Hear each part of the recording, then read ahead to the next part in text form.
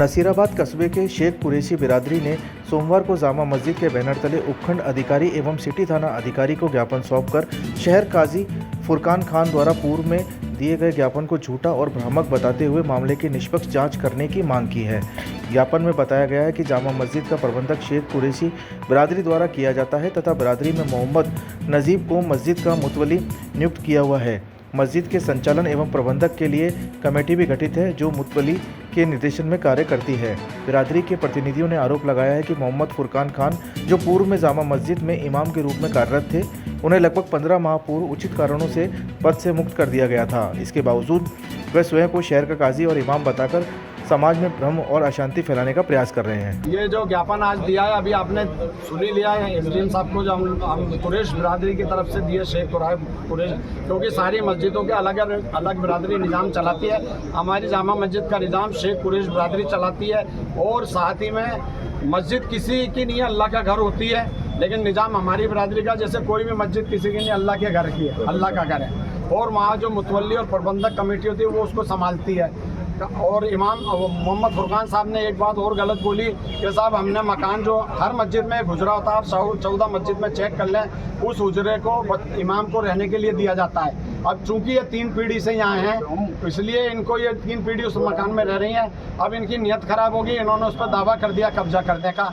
उस दिन जो बयान में दिया उसमें उन्होंने सबूत हमारे पास मौजूद है, उन्होंने जो कागज़ दिया है उसमें ना तो मकान नंबर है, ना जैसे कि वो एक सादे कागज़ में स्टाम्प पे रजिस्ट्री होती है, वो स्टाम्प नहीं है, सादा कागज़ है, और उसमें वो भी नहीं, मकान नंबर भी नहीं है और एरिया भी नहीं है। ऐसी कोई रजिस्ट्री आज तक हमने दुनिया में नहीं देखी।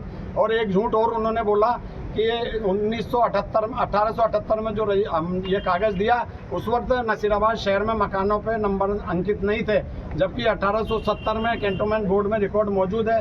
1870 से नसीराबाद शहर के मकानों के नंबर अंकित हो चुके थे। इस बात से वो कागज़ ही झूठा साबित हो रहा है। और ना उसमें एरिया है, कभी भी आपने देखा कोई रजिस्ट्री एरिया वगैरह नहीं होती है।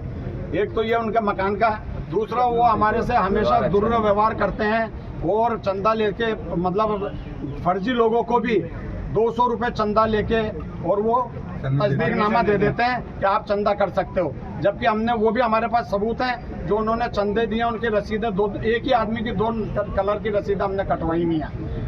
तीसरी बात, उन्होंने जो मस्जिद कमेटी को असामाजिक तत्व बताया, तो हमारे में से किसी पे भी, हम लोग मस्जिद कमेटी वालों में या मुतवल्ली पे पूर्व में कोई FIR नहीं है। कोई असामाजिक तत्व गुंडा एलिमेंट को कहते हैं जिन पर 2-2, 5-5 केस चल रहे होते हैं। इन्होंने सरासर ये झूठा और फ्रॉडी लफाज आदमी है ये।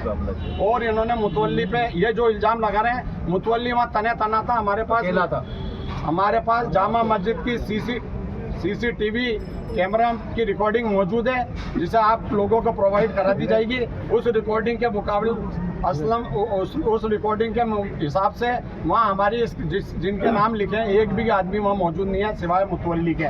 और इन काजी इमाम साहब मोहम्मद फुरकान, भूतपूर्व इमाम, उनके दोनों लड़के, उसका भाई फरहान और उसका लड़का और असलम टार वाले ने इन पर हमला किया जान लिया। और ये तना था, CCTV रिकॉर्ड में चेक कर लें आप। कपड़े फाड़ दी और इसके कपड़े फड़े हैं वो भी फाड़ दिए उन्होंने मिलके, छोरों ने ज़्यादा बड़ा हमला किया। और दूसरी चीज़, आज नसीराबाद शहर में आप मीडिया में भी और प्रशासन में भी ये मशहूर और मारूफ है कि असलम शहर मुस्लिम समाज शहर का सदर है।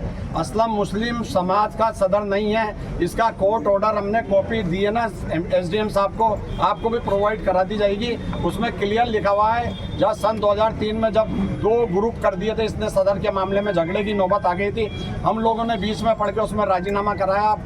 कोर्ट ने हमारे फैसले को माना, सब जो मौजूद लोग थे, हमारी टीम थी, और उस फैसले में ये क्लियर लिखा हुआ है कि मुस्लिम समाज सदर का उपयोग कोई भी नहीं कर सकता, समाज का कमेटी का सदर हो सकता है। इसलिए मेरी प्रशासन से गुजारिश है और मीडिया वालों से गुजारिश है, उसे मुस्लिम कौम का सदर नहीं माने, नहीं तो कंटेम्प्ट ऑफ कोर्ट की कार्रवाई हो सकती है। दूसरी और एक, हमारे जितने भी वक्त जायदादें हैं उसका सहारा आज तक 38 साल में मुस्लिम सराय है। इस पर 85 लाख का टैक्स निकलवा दिया, उसका कभी टैक्स जमा नहीं हुआ। 85 लाख का नोटिस पड़ा मुस्लिम सराय का। 38 साल से इनके पास थे, तो टैक्स भी इन्हें जमा कराना है। अब ये कहते हैं कहाँ से कराएं। इसी तरीके से हमारा अजमेर की बिल्डिंग है, अजमेर की बिल्डिंग में 16 दुकानें हजरत, और 16 दुकानों में 62 या 6400 रुपये एक दुकान का नहीं, टोटल दुकानों का किराया 62 या 6400 रुपये आ रहा है। हम इसे चैलेंज कर रहे हैं मीडिया के थ्रू भी, ऐसा ये दिखाते हैं और हमें बताते हैं कि भाई ये आता है। और आज ये जो अजमेर की बिल्डिंग बनाई थी, अरे वो मना कर रहे हैं, बोलो मैं चुप नहीं हुआ। 400 रुपये प्रति दुकान और उस दुकान को जो ना वो दिया था हमने कि 400 रुपये प्रति दुकान के हिसाब से किराया आ रहा है, 400 600 किसी का 300, और 2 दुकान अभी खाली हैं। इसके साथ साथ उसके अलावा भी हमारा जो MD टावर है उसमें भी अभी डिस्प्यूट चल रहा है। एक दिल्ली वाले खान साहब है, उन्होंने केस कर रखा है। इसने बिना दोनों पार्टियों के दस्तखत कराए और कौम से चंदा करके वो प्रॉपर्टी जब बना ली और उस प्रॉपर्टी की रजिस्ट्री अपने नाम करा रखी है, कौम के 11 आदमियों के नाम नहीं करा रखी है, इसलिए कौम उनके साथ नहीं लग रही है।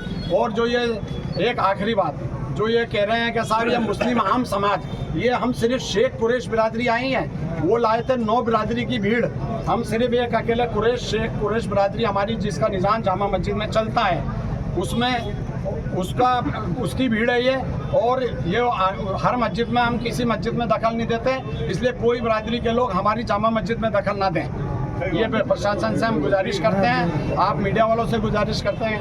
और इसके साथ साथ हमारे बुजुर्गों ने तामील करी और ये जामा मस्जिद के अलावा हर मस्जिद में बिरादरी का निज़ाम चल रहा है, हम किसी बिरादरी के निज़ाम में नहीं बोलते हैं। गाड़ी को पेट्रोल चाहिए और सर्विस पर चाहिए सेविंग्स, तो आइए श्रीनगर रोड के रिलायंस पेट्रोल पंप अजमेर पर, और जैसे ही आप करवाते हैं टैंक फुल, अजमेर ऑटो और अजमेर होंडा देते हैं आपकी पेड सर्विस के लेबर चार्जेस पर 15% special discount. Offer valid for limited time.